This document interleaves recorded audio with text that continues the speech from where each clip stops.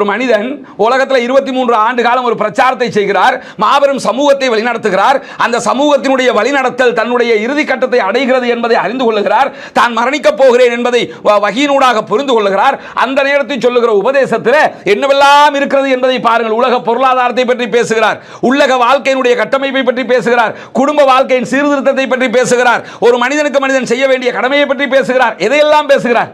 உலகத்தில் யாராவது இப்படி பேச முடியுமா? எந்த தலைவர்கள் இப்படியான எல்லா பகுதிகளையும் சுட்டிக்காட்டிய ஒரு தலைவருடைய கடைசி உரையை எங்காவது எடுத்து காட்டுங்கள் பார்க்கலாம். இறுதி ஹஜ் பேருரை என்பது வெறும் சாஷ்டாங்கம் அல்ல. இறுதி ஹஜ் பேருரை என்பது ஒரு பாரம்பரியமாக செய்து வந்த ஒரு காரியம் அல்ல. அல்லாஹ்வுடைய தூதர் ஸல்லல்லாஹு அலைஹி வஸல்லம் அவர்கள் தன்னுடைய 23 வருட கால பிரச்சாரத்தை கடைசியாக சாறு பிழிந்து இந்த உலக மக்களுக்காக தந்த ஒரு காரியம்.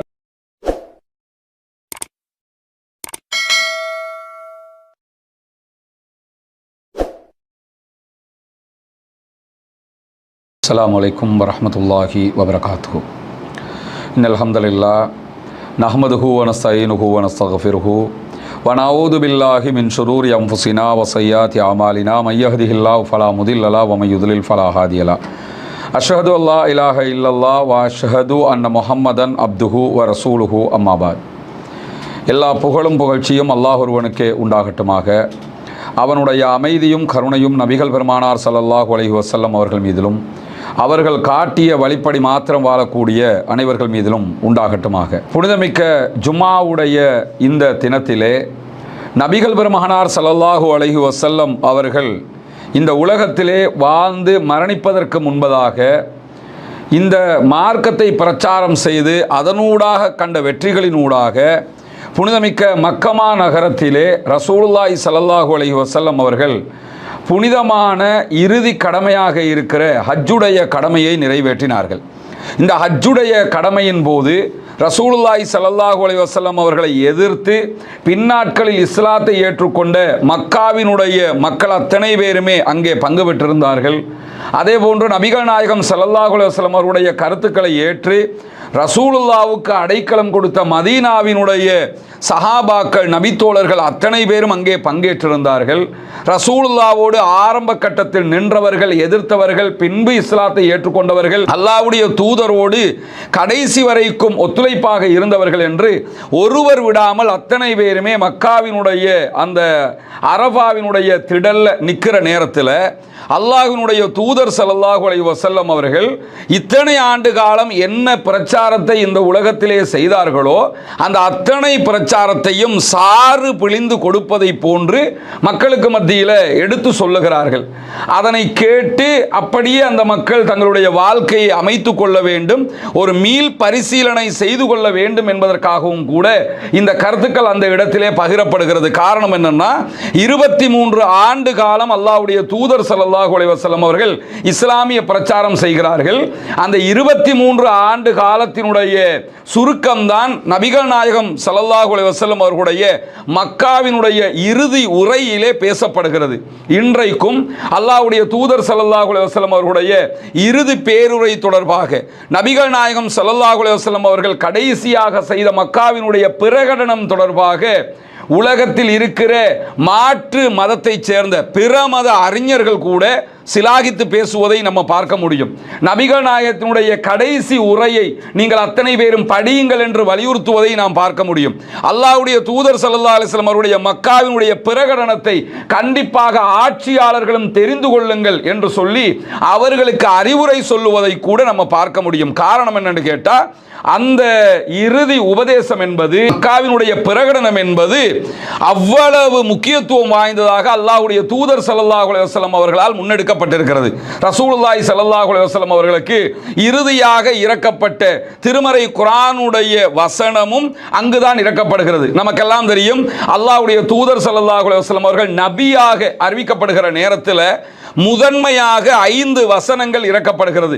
இக்ரா பிஸ்மி ரப்பிக்கல்லதி ஹலக் என்று ஆரம்பிக்கக்கூடிய நபிகள் நாயகம் ஸல்லல்லாஹு அலைஹி வஸல்லம் அவர்களுக்கு முதன்மையாக இறக்கப்பட்ட அத்தியாயத்தினுடைய முதல் 5 வசனங்களாக இந்த வசனங்களுடைய தொடர்தான் இருக்கிறது. இந்த வசனங்களை ஆரம்பமாக இறக்கிய இறைவன் இந்த திருமறை குர்ஆனுடைய தூது செய்தியை முடிக்கிற போது நபிகள் நாயகம் ஸல்லல்லாஹு அலைஹி வஸல்லம் அவர்களுக்கு அரஃபா பேருவெளியிலே மக்களுக்கு மத்தியிலே ஆயிரக்கணக்கான மக்கள் திரண்டு கொண்டிருக்கக்கூடிய அந்த தருணத்திலே என்ன வசனத்தை இறக்குறான்னு கேட்டா, அல் யௌம அக்மல்து லக்கும் தீனக்கும், இன்றைய நாள் உங்களுடைய மார்க்கத்தை நான் பூர்த்தியாக்கி விட்டேன், முழுமைப்படுத்தி விட்டேன். நான் இவ்வளவு காலமாக என்ன இஸ்லாமிய மார்க்கத்தை முகமது நபி ஊடாக உங்களுக்கு தந்திருக்கிறேனோ அந்த மார்க்கம் இன்றோடு பூர்த்தி செய்யப்படுகிறது. இதற்கு பிறகு இஸ்லாமிய மார்க்கம் என்கிற பெயரில் புதிதாக ஒன்றை முகமது நபி அவர்கள் தரப்போவதும் இல்லை, வேறு யாரும் தரவும் முடியாது. மார்க்கம் பூர்த்தியாக்கப்படுகிறது. பூர்த்தியாக்கப்பட்டுடுச்சுன்னா என்ன அர்த்தம்னா அல்லாஹ்வுடைய தூதர் இந்த உலகத்தை விட்டு பிரிய போகிறார்கள் என்று அர்த்தம். பூர்த்தியாக்கப்பட்டதற்கு பிறகு முகமது நபி அவர்கள் புதிதாக மார்க்கத்தின் ஒரு பகுதியை தரப்போவதும் இல்லை. அதே நேரத்தில் முகமது நபியுடைய மரணத்துக்கு பிறகு இதுதான் இஸ்லாம், இதுதான் இஸ்லாம், இஸ்லாத்தில் இதுவும் இருக்கிறது, இது இல்லை என்று யாராலும் சொல்லவும் முடியாது. அவர்கள் எவ்வளவு பெரிய அறிவாளிகளாக இருந்தாலும், எப்பேற்பட்ட மகான்களாக இருந்தாலும், இந்த மார்க்கத்திற்காக எவ்வளவு தியாகத்தை செய்திருந்தாலும் அவங்க இஸ்லாத்தில் இல்லாத ஒன்றை புதிதாக சொல்ல முடியுமா? இருக்கிற ஒன்றை மாற்ற முடியுமான்னு கேட்டீங்கன்னா எதையுமே பண்ண முடியாது. அதனால தான் அல்லாஹு தாலா இந்த வசனத்தையே இறக்குகிறான், இன்றோடு இந்த மார்க்கம் முழுமைப்படுத்தப்படுகிறது என்கிற செய்திகளை மக்காவினுடைய அரஃபா பெருவெளியிலே நின்று கொண்டு அல்லாஹ்வுடைய தூதர் ஸல்லல்லாஹு அலைஹி வஸல்லம் அவர்கள் சொல்லுகிற காட்சியை நம்ம பார்க்க முடியும். அதற்கு பிறகு நபிகள் நாயகம் ஸல்லல்லாஹு அலைஹி வஸல்லம் அவர்கள் இன்னொரு செய்தியையும் சொல்லுகிறார்கள். ஜாபிர் ரலியல்லாஹு அன்ஹு அவர்கள் அறிவிக்கக்கூடிய நபிமொழி சஹீஹ் முஸ்லிமிலே பதிவு செய்யப்பட்டிருக்கிறது. என்ன சொல்றாங்கன்னு கேட்டா, உங்களுடைய ஹஜ், உங்களுடைய உம்ரா, இந்த இரண்டையும் தெரிந்து கொள்ளுங்கள். இன்னைக்கு நான் ஹஜ் பண்றேன், இன்னைக்கு நான் உம்ராவையும் பண்றேன், இந்த ரெண்டையும் நான் எப்படி பண்றேனுங்கிறத இந்த இடத்தில் தெரிந்து கொள்ளுங்கள் அப்படின்னு சொல்லிட்டு, ஏனென்றால் இந்த ஹஜ்ஜுக்கு பிறகு எதிர்வருகிற ஆண்டு நான் ஹஜ்ஜி செய்வேனா என்று எனக்கு தெரியாது அப்படிங்கிறாங்க ரசூலுல்லாஹ். நான் அடுத்த வருஷம் ஹஜ்ஜி செய்வேனான்னு தெரியாது. எனவே இப்போ நான் எப்படி ஹஜ்ஜி செய்யறேனுங்கிறத கரெக்டாக பார்த்துக்கிறேங்க, எப்படி நான் உம்ரா செய்யறேனுங்கிறத கரெக்டாக பார்த்துக்கிறேங்க. காரணம் என்ன? நீங்கள் ஹஜ்ஜி செய்தாலும் உம்ரா செய்தாலும் ஹஸரத்துமார் சொல்ற மாதிரி செய்யக்கூடாது, அவங்க இஷ்டத்துக்கு சொல்ற மாதிரி செய்யக்கூடாது. அல்லாஹ் எப்படி சொன்னான், எந்த இடத்துல ரசூலுல்லாஹ் தொழுதாங்க அந்த இடத்துல தொழணும், எந்த இடத்துல என்ன துஆ ஓதினாங்க அந்த இடத்துல அந்த துஆவை ஓதணும். இன்னைக்கு நம்ம பார்க்கிறோம், ஹஜ்ஜி வழிகாட்டி என்கிற பேர்ல, உம்ரா வழிகாட்டி என்கிற பேர்ல ஹஜ்ஜிக்கு உம்ராக்கு மக்களை அழைத்து கொண்டு சென்று இங்கிருந்து லட்சம் பணத்தை செலவு செய்து அழைத்து செல்லப்படக்கூடிய மக்களுக்கு பல பேரும் அவர்கள் நினைத்ததை, அவர்கள் எதை கற்றுக்கொண்டார்களோ அது இருக்கிறதா இல்லையா என்பதை கூட புரிந்து கொள்ளாமல், அது ஆதாரபூர்வமானதா இல்லையா என்பதை தெரிந்து கொள்ளாமல், குர்ஆனிலே இருக்கிறதா, நபிகள் நாயகம் காட்டி இருக்கிறதா என்பதை அவர்களே புரியாமல் வருகிற மக்களுக்கு வழிகாட்டக்கூடிய காட்சியை நம்ம பார்க்க முடியும். நிறைய கவலைக்குரிய காரியங்கள் இந்த ஹஜ் உம்ரா செயல்பாடிலே நடப்பதை பார்க்க முடியும். காரணம் என்ன? ரசூலுல்லாஹ் எப்படி ஹஜ் செஞ்சாங்கன்னு அவங்களா ஒன்றை முடிவெடுத்து வச்சிருக்கிறாங்க, ரசூலுல்லாஹ் எப்படி உம்ரா செஞ்சாங்கன்னு அவங்களா ஒன்றை முடிவெடுத்து வச்சிருக்கிறாங்க.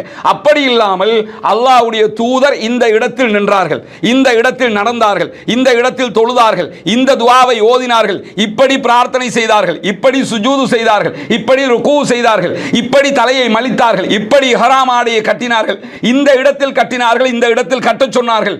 இது எல்லாத்துக்குமே ஆதாரம் இருக்குன்னு ஒவ்வொன்றையும் பார்த்து பார்த்து லட்சம் காசை செலவழித்து மக்காவுக்கு போறது முக்கியம் இல்லை.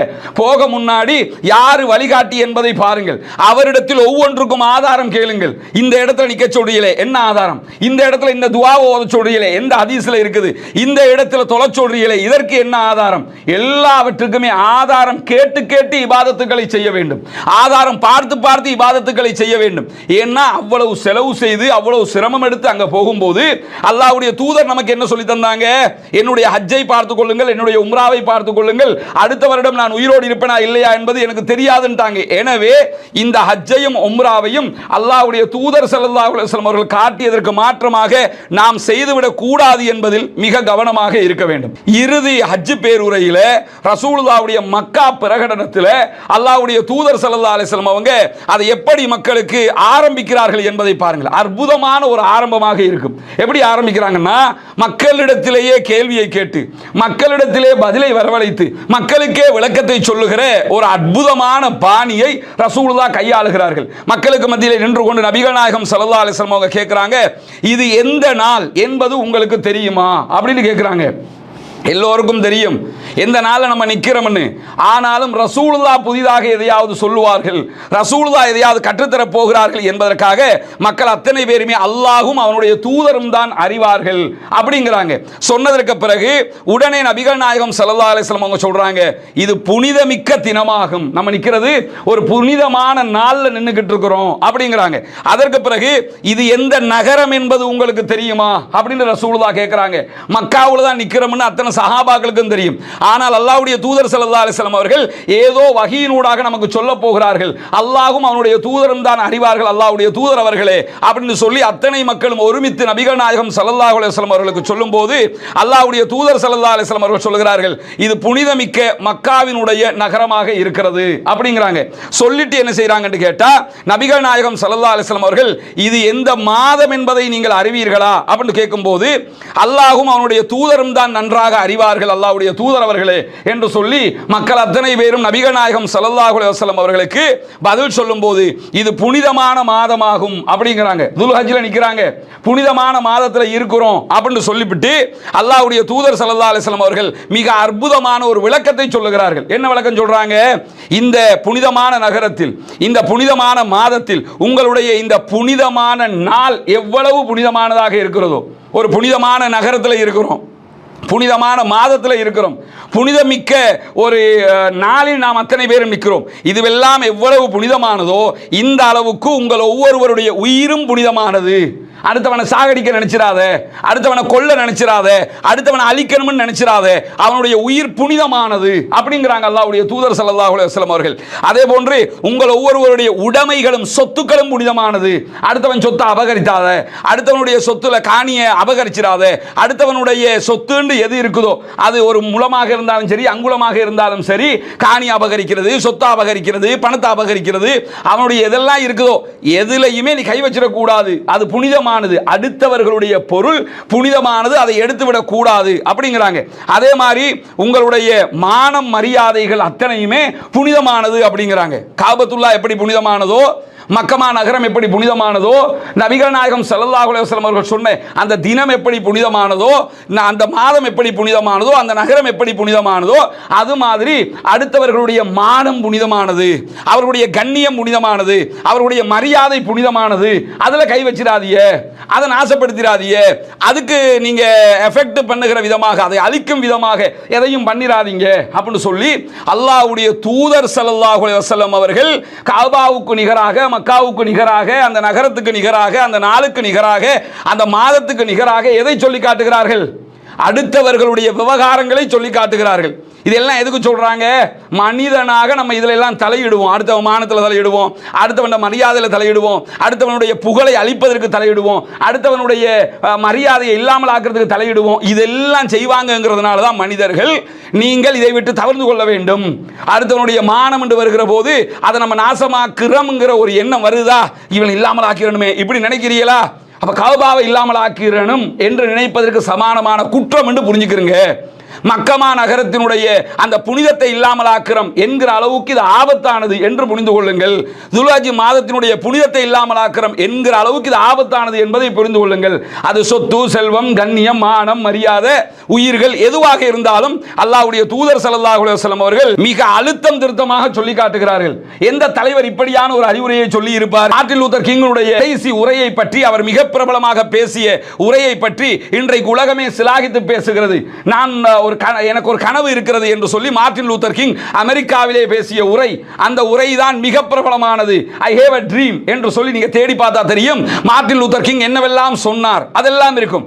மார்ட்டின் லூதர் கிங்குடைய அந்த பேச்சில் இப்படியான வார்த்தைகள் இருக்கிறதா என்பதை தேடி பாருங்கள். மனித குலத்திற்கே மிகச்சிறந்த வழிகாட்டி அல்லாஹ்வுடைய தூதர் ஸல்லல்லாஹு அலைஹி வஸல்லம் அவர்கள். முதலில் உள்ளங்கள் பண்பட வேண்டும், முதலில் உணர்வுகள் சரிப்படுத்தப்பட வேண்டும், முதலில் சிந்தனை சரிப்படுத்தப்பட வேண்டும். அதையெல்லாம் சரியா செஞ்சிட்டோம் என்று சொன்னா சொன்னா எல்லாமே சரியாகி விடும் என்பதற்காகத்தான் அல்லாஹ்வுடைய தூதர் ஸல்லல்லாஹு அலைஹி வஸல்லம் அவர்கள் கொண்டு வந்த மாற்றம் என்பது, ரசூலுல்லாஹ் கொண்டு வந்த புரட்சி என்பது நடைமுறை சாத்தியமான புரட்சி, மனிதர்களை மாற்றுகிற புரட்சி, ஆட்சியை மாற்றுகிற புரட்சி அல்ல, அதிகாரத்தை மாற்றுகிற புரட்சி அல்ல. ஆட்சி மாறும், பிறகு அதே ஆட்சி மாறிடும். அதிகாரம் மாறும், பிறகு இன்னொருத்தர் கைக்கு அதிகாரம் மாறிடும். பண்பாடுகள் மாற்றம் பெற்றுவிட்டால் எத்தனை ஆட்சி மாறினாலும், எத்தனை அதிகாரங்கள் மாறினாலும் பண்பாடு மாறுமா?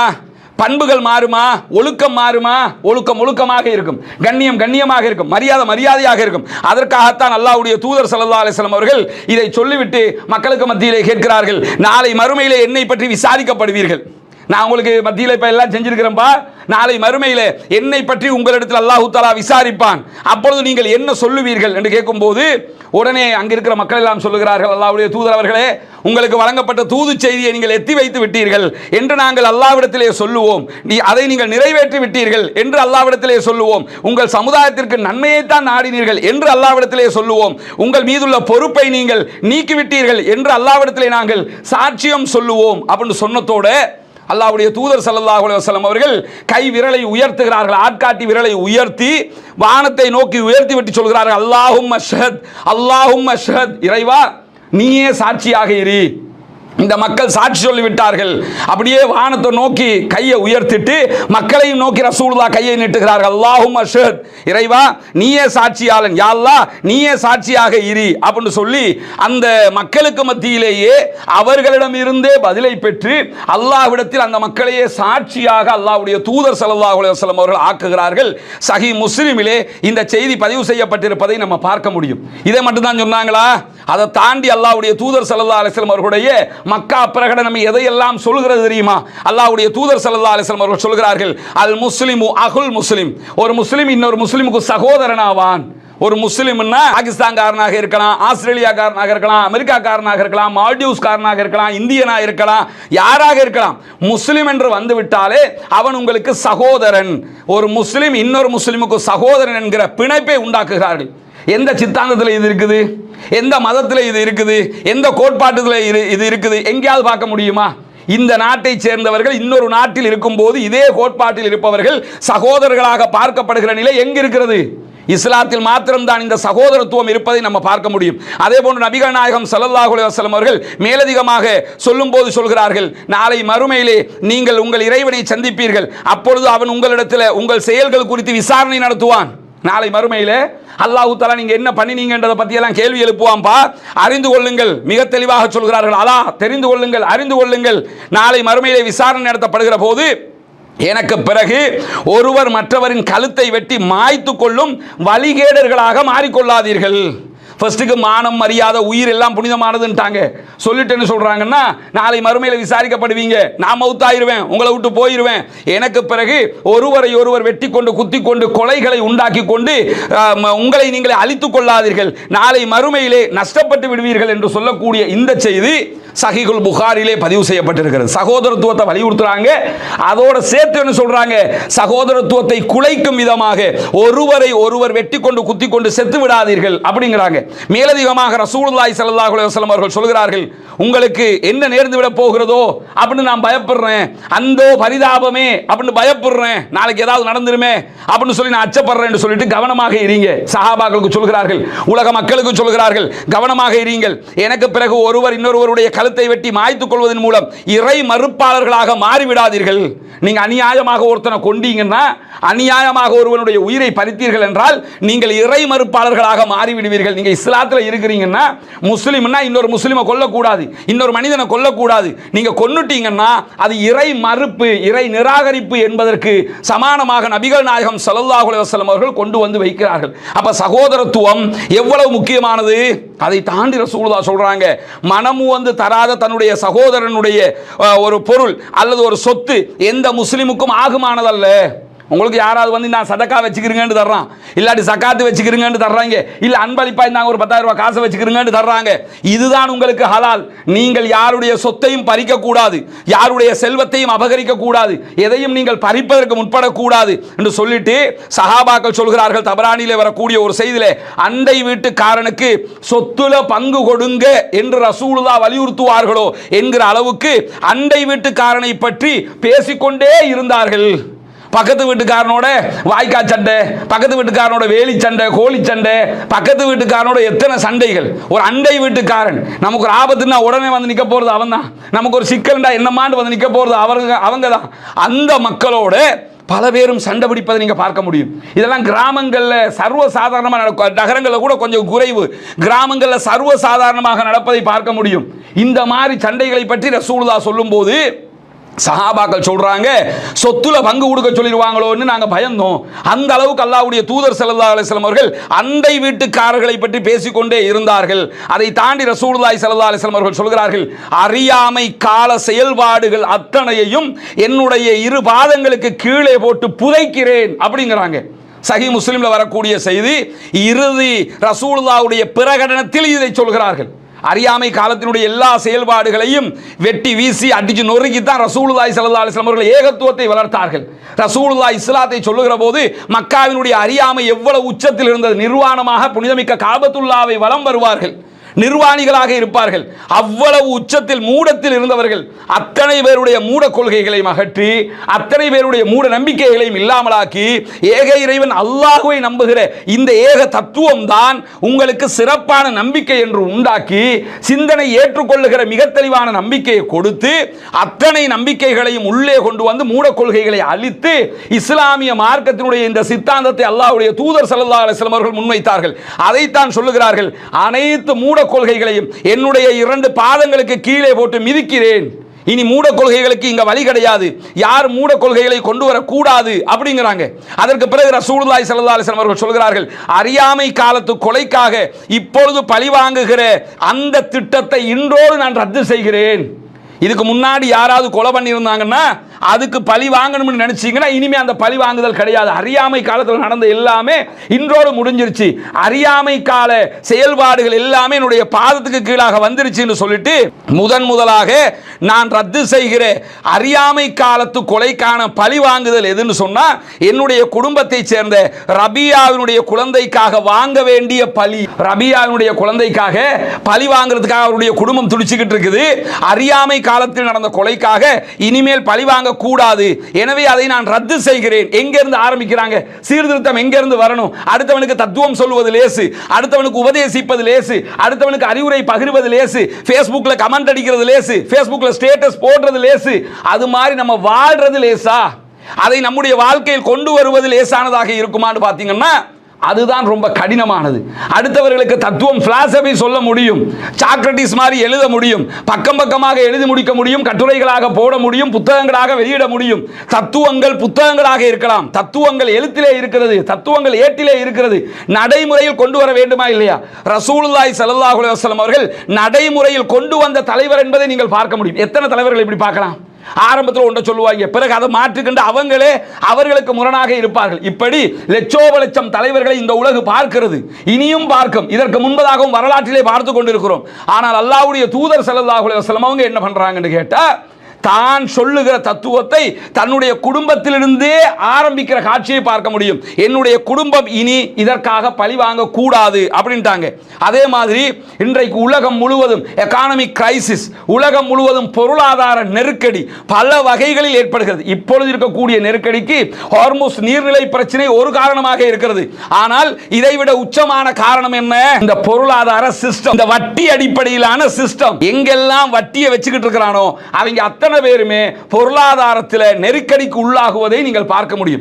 எகானமிக் கிரைசிஸுக்குள்ள போகிறதை நீங்க பார்க்க முடியும். ஒரு 10 ஆண்டுகளுக்கு முன்பதாக உலகம் இதே மாதிரியான ஒரு பொருளாதார நெருக்கடிக்கு தள்ளப்பட்டது. அமெரிக்காவில் நூற்றுக்கணக்கான வங்கிகள் இழுத்து மூடப்பட்டது.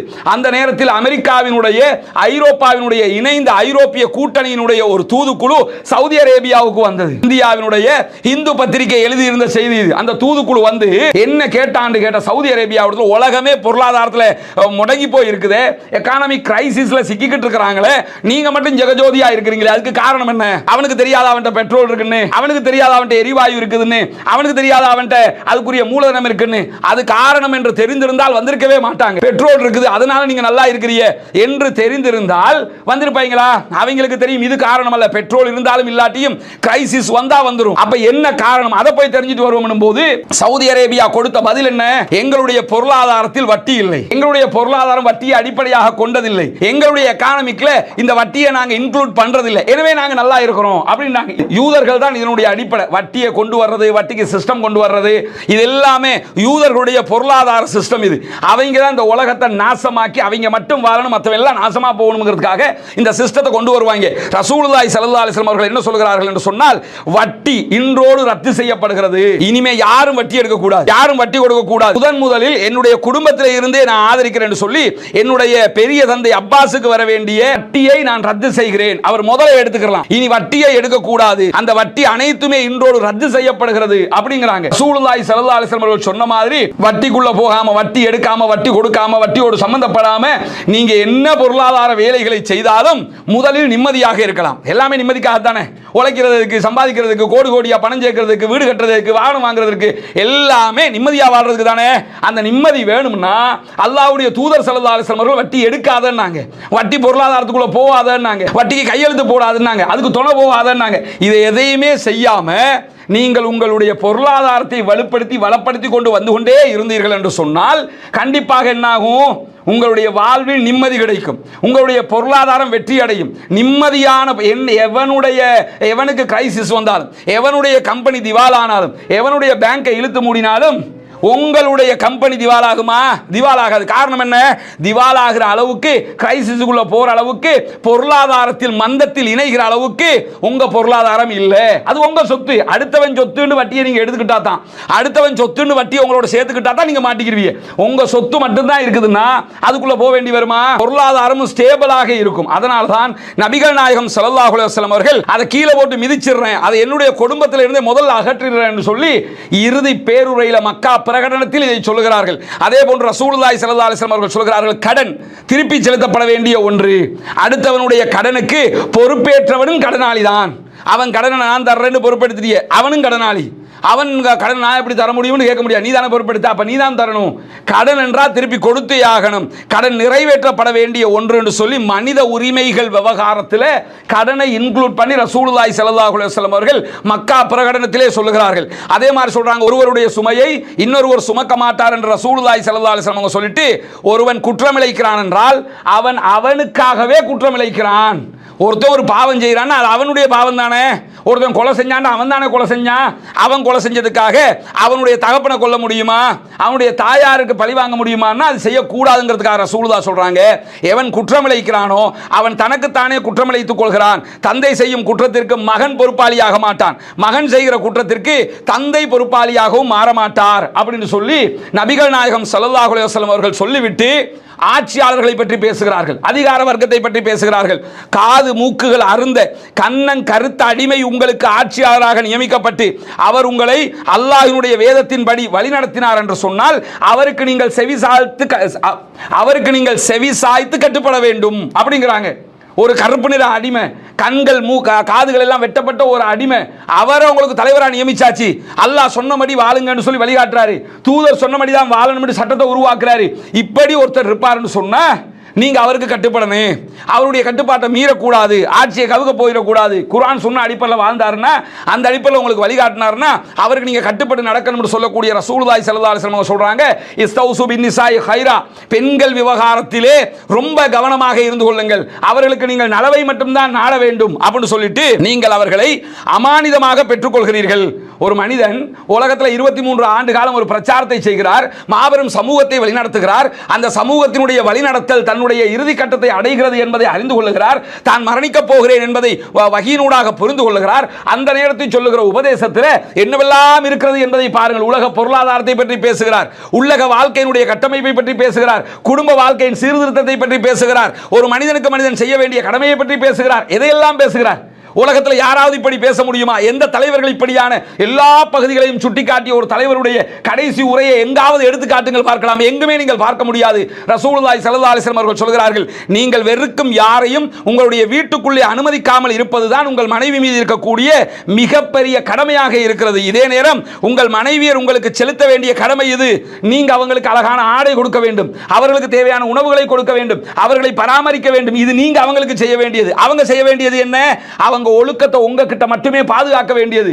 இன்னொருவரை உங்கள் அனுமதி இல்லாமல் வீட்டுக்குள்ள கூட இருக்கக்கூடாது. உங்களோடு இருக்கக்கூடிய இடத்துல இன்னொருவருக்கு அவர்கள் அந்த இடத்தை கொடுத்துடக்கூடாது அப்படின்னு சொல்லி நபிகள் நாயகம் ஸல்லல்லாஹு அலைஹி வஸல்லம் அவர்கள் அந்த இடத்துல பெண்களுடைய உரிமையை பற்றி பேசுகிறார்கள். முஸ்லிம்ல இடம்பெற்றிருப்பதை நம்ம பார்க்க முடியும். இப்படி திருமிதில, முஸ்லிம்ல, அபுதாவுதுல, ஹாக்கிம்ல, சஹீஹுல் புகாரில என்று இந்த பல கிரந்தங்களையும் நபிகள் நாயகம் ஸல்லல்லாஹு அலைஹி வஸல்லம் அவர்கள் பேசிய இந்த பேச்சுக்கள், ரசூலுல்லாஹ் எடுத்து வைத்த இந்த உபதேசங்கள் அமைந்திருப்பதை நம்ம பார்க்க முடியும். அல்லாஹ்வுடைய தூதர் ஸல்லல்லாஹு அலைஹி வஸல்லம் அவர்கள் சொல்கிறார்கள், யாருடைய நாவும் யாருடைய கையும் அடுத்தவர்களுக்கு தொல்லை கொடுக்காமல் இருக்கிறதோ, யாருடைய கையிலிருந்தும் நாவிலிருந்தும் மற்ற முஸ்லிம்கள் பாதுகாப்பு பெறுகிறார்களோ அவர்தான் சிறந்த முஸ்லிம்ங்கறாங்க. நீங்க யாருக்குமே நாவாலையோ உங்களுடைய கைகளாலோ அநியாயம் செய்யக்கூடாது. நான் அடிக்க மாட்டேன், ஆனா அவதூறு சொல்லுவேன். நான் இன்னொருத்தனை கத்தியால குத்த மாட்டேன், ஆனா அவனுடைய மானத்துல விளையாடுவேன். இப்படி இருக்க கூடாது. நாவாலும் தன்னுடைய கரத்தாலும் எந்த ஒருவருக்கும் நீங்கள் அநியாயம் இழைக்க கூடாது அப்படின்னு சொல்றாங்க. அதே மாதிரி சொல்றாங்க, மக்களுடைய உயிர்களுக்கும் உடைமைகளுக்கும் யாரு பாதுகாப்பு அளிக்கிறாரோ அவர்தான் சிறந்த மூமின்ங்கறாங்க. இன்னொருடைய உயிரை பறிக்கல, இன்னொருடைய உடைமையை பறிக்கல, அவர்தான் சிறந்த மூமின்ங்கறாங்க. முஸ்னத் பஸார்ல இடம்பெற்றிருக்கக்கூடிய செய்தி. அதே போன்று குற்றங்களையும் தவறுகளையும் விட்டு ஒதுங்கிக் கொள்பவர் தான் முஹாஜிர்ங்கறாங்க. யார் முஹாஜிர்? ஊரை விட்டு திறந்து போறவர் மட்டுமில்லை, மார்க்கத்திற்காக ஹிஜ்ரத் போறவர் மட்டுமில்லை. ரசூலுல்லாஹி ஸல்லல்லாஹு அலைஹி வஸல்லம் சொல்றாங்க, யார் குற்றத்தை விட்டு தவிர்த்து கொள்கிறாரோ, தவறை விட்டு தவிர்த்து கொள்கிறாரோ அவர் முஹாஜிர்ங்கறாங்க. அல்லாஹ்வுக்கு கட்டுப்பட்டு நடப்பதில் தன்னுடைய உள்ளத்தோடு போராடி ஜெயிக்கிறவர் இருக்கிறார்ல, அவரும் ஷஹீதுங்கறாங்க. ஒரு குற்றம் நடக்க போகுது, ஒரு பாவத்துக்கு நெருங்கிட்டோம், அடுத்து இந்த பாவத்தை தான் செய்ய போறோம், யா அல்லாஹ் இதை நான் செஞ்சிட கூடாது, என்ன தவிர்த்து என்ன இதுல இருந்து விலக்கிற யா அல்லாஹ் என்று சொல்லி தன்னுடைய உள்ளத்தோடு போராடி அந்த குற்றத்தை விட்டு ஒதுங்கி கொள்றாரு. ரொம்ப பழக்கமான ஒரு வளமையில செய்து வந்த ஒரு அடிமையான ஒரு காரியம், ஒரு போதைக்கு அடிமையானவர், யா அல்லாஹ் நான் திருந்த போகிறேன் என்று ரொம்ப உள்ளத்தோடு போராடி அதில் விட்டு விலகி வந்துடுறாரு.